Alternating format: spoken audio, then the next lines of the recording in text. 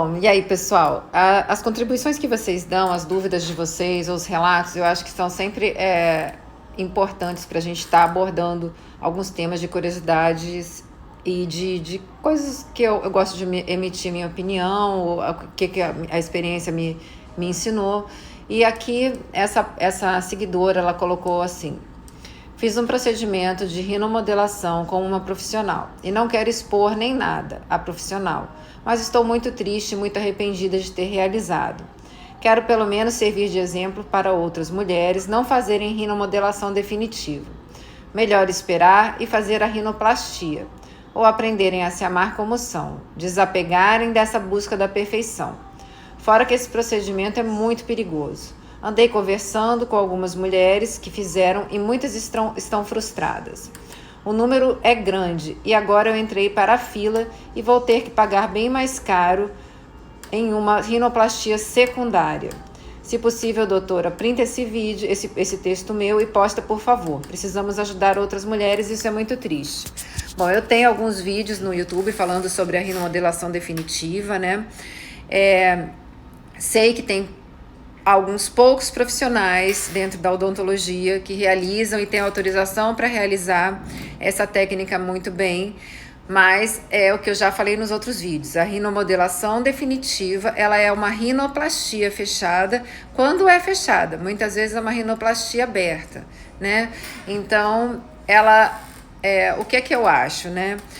Eu acho que ela tem todos os riscos de uma cirurgia de nariz, né? Eu acho que isso é complexo, eu acho que os cirurgiões plásticos, eles fazem uma especialização bem longa em rinoplastia para poder fazer e tem conhecimentos muito mais aprofundados, né? Na anatomia e nas técnicas, né? É como se a odontologia tivesse, assim, redescobrindo novas técnicas, né? Por outro lado, a rinoplastia feita por cirurgião plástico em hospital, ela tem um custo muito maior, né? Não só do próprio procedimento, como o custo de internação, né? O custo os custos que são agregados, o que impede a grande maioria das pessoas de terem acesso, de poderem sonhar com um processo de modificação do nariz. Então, assim, de um lado, nós temos profissionais extremamente capacitados e experientes, que são os cirurgiões plásticos, para fazer esse ambiente, para fazer esse procedimento com muito mais segurança, mas também não livres de ter intercorrências, né? Teve um caso até pouco tempo atrás de um cirurgião plástico especialista em rinoplastia em São Paulo, que cometeu algumas atrocidades, assim, deformou algumas pessoas, né? Sempre dizendo que a culpa era da pessoa, que a culpa era do pós, mas a gente sabe disso, né? Você vai ter bons e maus profissionais em todas as áreas, mas os cirurgiões, para fazer com um cirurgião plástico, a pessoa tem que ter uma capacidade financeira maior.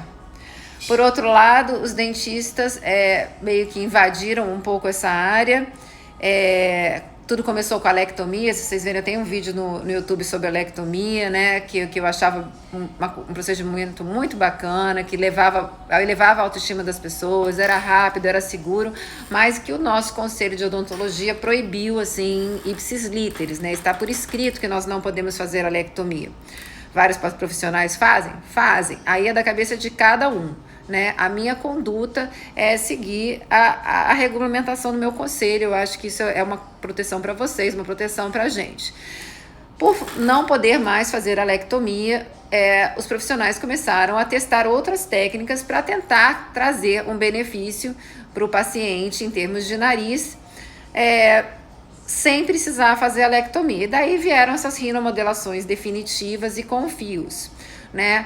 Mas o que eu quero deixar que vocês entendam é que não são apenas fios, né? A rinomodelação definitiva, ela leva corte de cartilagem, né? Ela é um procedimento um pouco mais complexo do que eles querem deixar transparecer. Então, eu acho que tem profissionais que acabaram se capacitando muito em fazer isso, né? Fazem só isso e que são capazes de reproduzir esse procedimento cirúrgico no ambiente de consultório e levar resultados satisfatórios. Mas eu acho que é uma curva de aprendizado muito grande. Eles têm muitas horas de voo para conseguirem chegar a esse resultado. Eu não acho que qualquer profissional vai ser capaz de entregar esse resultado que alguns profissionais, né, que estão com liminar para fazer essa cirurgia, conseguem entregar. Então, o que acontece? Muita frustração, né? Eu mesma fiz alguns cursos, cheguei a atender, para mim foi muito decepcionante, né? A professora vendia como uma técnica perfeita, revolucionária, enfim, e não era nada do que ela dizia. Quando eu olho para trás hoje, eu vejo que ela não sabia do que ela estava falando, que ela estava fazendo teste ali nas pessoas, né? Assim, eu tenho contato com alguns pacientes que foram atendidos no curso dela e pessoas que estão com problemas sérios no nariz depois disso. Então, gente, a gente fica, né, nessa dúvida, né?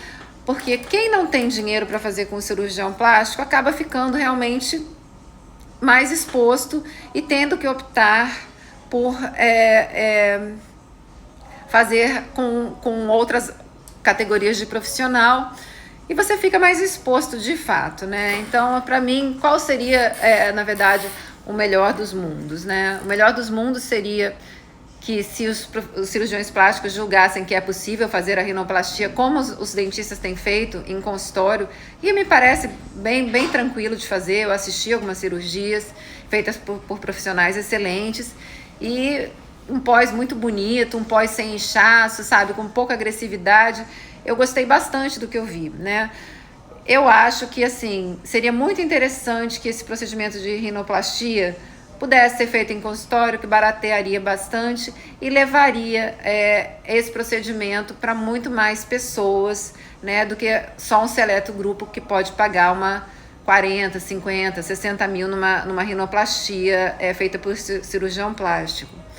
Mas eu não sei se existe interesse, né? A gente sabe que são muitas as vertentes que permeiam as decisões que são tomadas. Então, assim, é um procedimento complexo, é uma cirurgia plástica. O fato de ficarem... Teve gente que me perguntou se tem problema esses fios ficarem dentro do nariz. A princípio, não. São fios cirúrgicos, né? Que não apresentam... São fios para ficarem dentro. Mas eu não posso afirmar que todas as pessoas que estão realizando, que eu sei que são muitas, vão oferecer para vocês um resultado realmente no nível do que esses, sei lá, dá para contar numa mão os profissionais da odontologia que eu conheço que fazem esse procedimento muito bem feito. Existem profissionais também da área médica, existe um que dá aula, tudo, e que eu acho os casos dele de rinomodelação horríveis. Todo mundo fica com o nariz que parece uma barbatana de tubarão. Já vi que ele está sofrendo muitos processos, ele faz muito, deixa muita gente insatisfeita, e ele é médico. Então, assim, o risco existe com o médico, o risco existe com profissionais de qualquer outra área, né? Quando você faz com um médico, o que eles dizem que ele vai poder tratar a intercorrência, nós dentistas também somos capazes de tratar a intercorrência. Então vai ter cirurgiões bucomaxilo que vão ser tão capazes de consertar as intercorrências que vocês tiverem como um cirurgião plástico, né? Mas a gente está falando aí de bucomaxilo, né? É um cirurgião de rosto que trabalha mesmo com acidentes, com reconstruções grandes, e a gente tem isso na odontologia. Então eu estou longe de dizer que nós dentistas não somos capazes. Acho que nós somos muito capazes. Acho que nós somos cirurgiões, né? Antes de tudo, estamos nessa categoria de cirurgiões juntos com os médicos, o que diferencia a gente também um pouco de outras classes de profissionais. Mas é isso, gente, o risco existe. O que eu vejo muita gente que fica insatisfeita. Eu parei de fazer porque fiquei insatisfeita, vi que o resultado, pelo menos das técnicas que eu aprendi, não eram duradouros. A paciente, o pior de tudo, a pessoa saía linda, feliz, e daí a 3 meses tudo voltava como era antes. E as outras técnicas, eu cheguei aí para Belo Horizonte para fazer um curso, só que quando eu cheguei e vi que era rinoplastia, eu falei que não ia fazer, porque não me interessa fazer um procedimento que eu não estou habilitada. Seria um investimento muito de dedicação para aprender, porque não é simples, né? De muito dinheiro também. O curso era um curso bem caro, para um procedimento que a qualquer momento pode ser